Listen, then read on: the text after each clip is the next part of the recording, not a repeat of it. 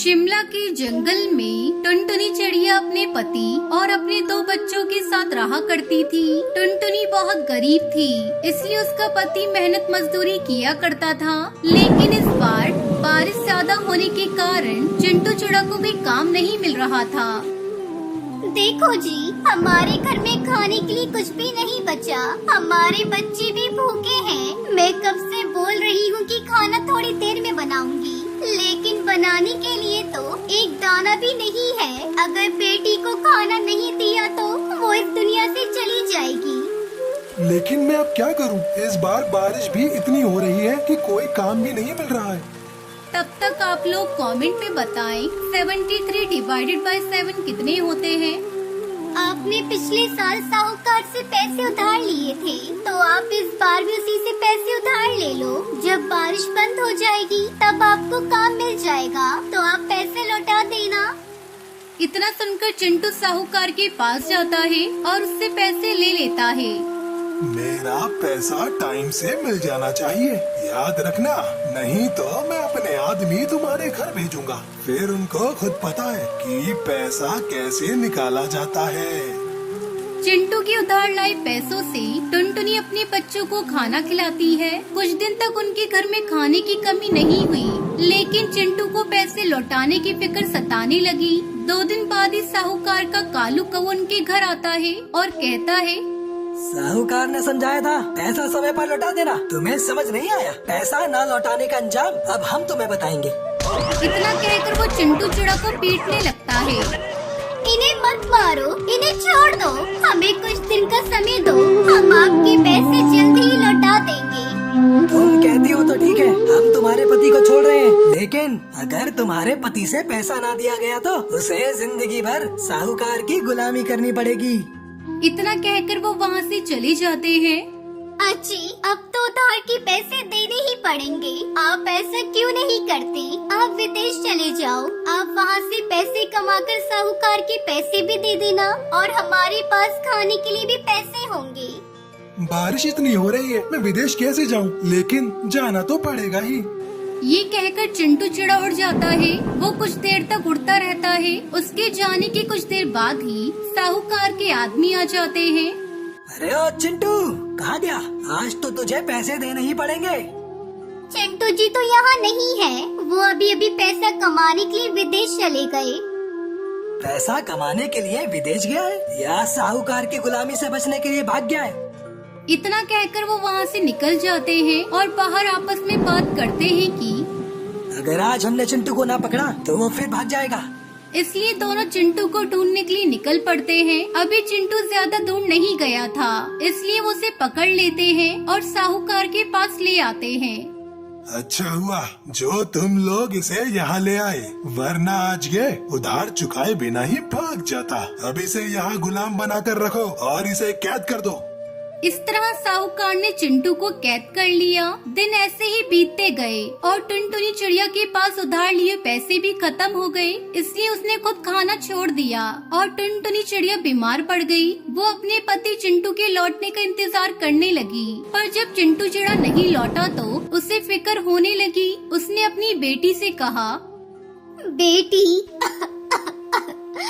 तुम्हारे पिता अभी तक विदेश से नहीं लौटे हैं। हो सकता है उन्हें कोई बड़ा काम मिल गया हो, इसलिए तुम उनके पास जाकर उनसे पैसे ले आओ। ठीक है माँ, पिताजी से पैसे लेने चली जाती हूँ। टुनटुनी की बेटी अपने पिता को ढूंढने के लिए निकल पड़ती है। इधर टुनटुनी की तबीयत बहुत बिगड़ने लगती है। तभी टुनटुनी की बेटी उसे डॉक्टर के पास ले जाने की कोशिश करती है। माँ, इतनी बारिश में मैं आपको डॉक्टर के पास नहीं ले जा सकती और हमारे पास इलाज के पैसे भी नहीं है। माँ, मैं साहूकार के पास पैसे उधार लेने जा रही हूँ। आपका इलाज होना बहुत जरूरी है। माँ, जब पिताजी विदेश से पैसा कमाकर लौटेंगे तो हम साहूकार का सारा पैसा लौटा देंगे। ये कहकर सुनहरी चिड़िया साहूकार के घर चली जाती है। सुनहरी वहाँ अपने पिता को कैद देख लेती है। पिताजी, इन लोगों ने आपको यहाँ पर कैद करके रखा है और हम सोच रहे थे कि आप विदेश गए हुए हैं, इसलिए पिंकी बहन आपको ढूंढने के लिए विदेश गई हुई है और माँ की तबीयत बहुत खराब है। अगर हमने भी उनका इलाज नहीं करवाया तो माँ नहीं बचेगी। अब मेरी पत्नी का क्या होगा? हे भगवान, तू हमारी कैसी परीक्षा ले रहा है? मैं यहाँ कैद हूँ, अब मेरी पत्नी का ध्यान कौन रखेगा? पिताजी आप फिक्र मत करो, मैं पुलिस को बुलाने जा रही हूँ। सुनहरी चिड़िया इंस्पेक्टर कौवे को सारी बात बताती है। इंस्पेक्टर कौवा आकर साहूकार से मिलता है। तुमने चिंटू को अपने घर पर कैद करके कानून अपने हाथ में लिया है, इसलिए तुम्हें अब इसकी सजा मिलेगी। अगर सजा से बचना चाहते हो तो चिंटू को छोड़ दो, और तुम्हारी वजह से चिंटू विदेश नहीं जा सका, उसकी भरपाई भी तुम्हें चिंटू को देनी पड़ेगी। साहूकार को अपनी गलती पता थी, इसलिए सजा से बचने के लिए साहूकार ने चिंटू को छोड़ दिया और उसे भरपाई के पैसे भी दिए। अब सुनहरी उसके पिता घर आ गए। अजी, पिंकी आपको ढूंढने के लिए गई हुई है, आप उसे ढूंढ कर ले आओ, मुझे उसकी बहुत याद आ रही है।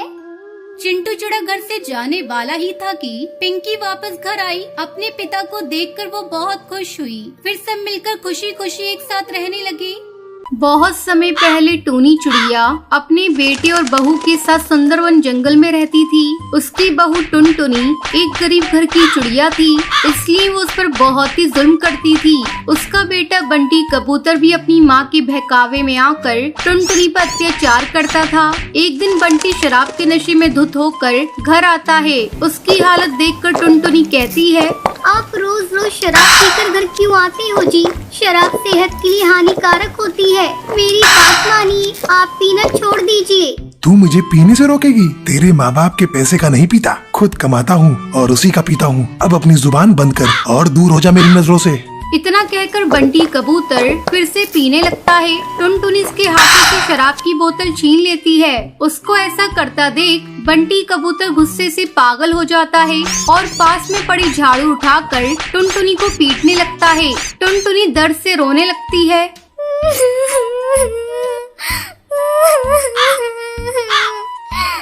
मुझे मत मारो, मैंने क्या गलत किया है? बेटी और बहू के झगड़ने की आवाज सुनकर टूनी चिड़िया वहाँ आती है। आते ही वो भी टुनटुनी को डांटने लगती है। क्यों री करमचली, क्यों हर समय मेरे बेटे से लड़ती झगड़ती रहती है? इसके खाने पीने से तुझे क्या दिक्कत है? कंगाल घर से तो आई है, तुझे क्या पता पैसे वालों के घर कैसे रहन सहन होते हैं? आप ये कैसी बातें कर रही हैं माँ जी? अपने ही बेटे को मौत के मुंह में धकेल रही है। मैं तो उसके भले के लिए ही कह रही हूँ। कल मुही, अब तू जुबान ही चलाती रहेगी या मेरे बेटे को कुछ खाने को भी देगी? बेचारा दिन भर का थका हारा घर लौटा है, जा जाकर इसके लिए गर्मा गर्म भोजन तैयार कर। टुनटुनी रोती हुई खाना बनाने चली जाती है। कुछ दिन इसी तरह गुजर जाते हैं। एक दिन टुनटुनी एक अंडा देती है। अंडे को देखकर टुनटुनी बहुत खुश थी। हो सकता है बंटी कबूतर अब अपने बच्चे को देखकर सुधर जाए। लेकिन टुनटुनी की ये खुशी ज्यादा दिनों तक टिक नहीं सकी। एक दिन टुनटुनी अंडे से बच्चे के बाहर आने का इंतजार कर रही थी। तभी एक नन्ही चिड़िया उस अंडे से बाहर आती है। उसे देखकर टूनी चिड़िया चिल्लाने लगती है, अरे करमजली कुल लक्षणी, बेटी पैदा करके तूने मेरे कुल का सत्यानाश कर दिया। अब मैं अपने नाते रिश्तेदारों को क्या मुंह दिखाऊंगी? आने दे मेरे बेटे को, वही फैसला करेगा। अब तू इस घर में नहीं रहेगी। रात होने पर बंटी कबूतर घर आता है। तब टूनी नमक मिर्च लगाकर उसे भड़काने लगती है। देख ले बेटा, अब तुझे ही फैसला करना है, ये कुल लक्षणी इस घर में रहेगी या नहीं। मैं तो कहती हूँ इसे अभी घर से बाहर निकाल दे, मैं तेरी दूसरी शादी करवा दूंगी। अपनी माँ की बातें सुनकर बंटी कबूतर चिल्लाने लगता है, तू अभी और इसी वक्त अपनी बेटी को लेकर यहाँ से दफा हो जा, अब तेरी यहाँ कोई जगह नहीं है। अपने पति के मुंह से ऐसी बातें सुनकर टुनटुनी चिड़िया जोर जोर से रोने लगती है।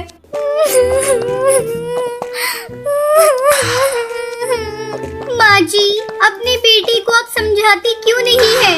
इतनी रात को मैं इस नन्ही सी जान को लेकर कहाँ जाऊंगी? आखिर मेरी गलती क्या है जो आप दोनों घर से बाहर निकाल रही हैं? जरा आप इस मासूम के चेहरे को तो देखिए, आपको भी इससे प्यार हो जाएगा। ये इतनी प्यारी है कि इससे दुश्मन भी प्यार करने लगे। फिर आप लोग तो इसके अपने हैं। अरे वाह बहू, तू भूल गई, ये घर मेरा है, चल भाग यहाँ से। मेरे बेटे ने जो फैसला किया है वो सही है, अब तू यहाँ नहीं रह सकती। दोनों माँ बेटे मिलकर टुनटुनी को घर से बाहर भगा देते हैं। रोते रोते टुनटुनी अपनी बेटी को लेकर वहाँ से जाने लगती है। ठीक है माँ जी, मैं जा रही हूँ अपनी बेटी को लेकर, लेकिन आपको एक न एक दिन अपनी गलती का एहसास होगा।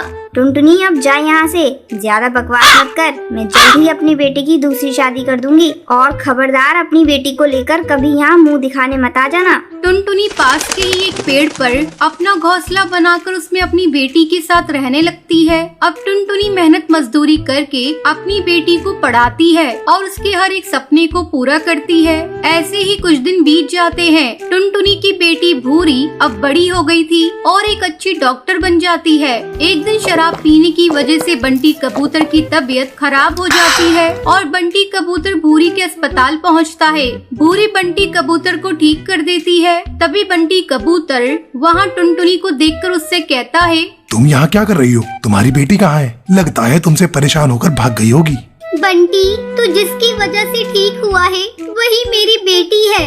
वो इस जंगल की सबसे अच्छी डॉक्टर बन गई है। टुनटुनी की बात सुनकर बंटी कबूतर अपने आप पर बहुत शर्मिंदा होता है और टुनटुनी से माफी मांगता है। फिर वो टुनटुनी और अपनी बेटी भूरी के साथ खुशी खुशी रहने लगता है।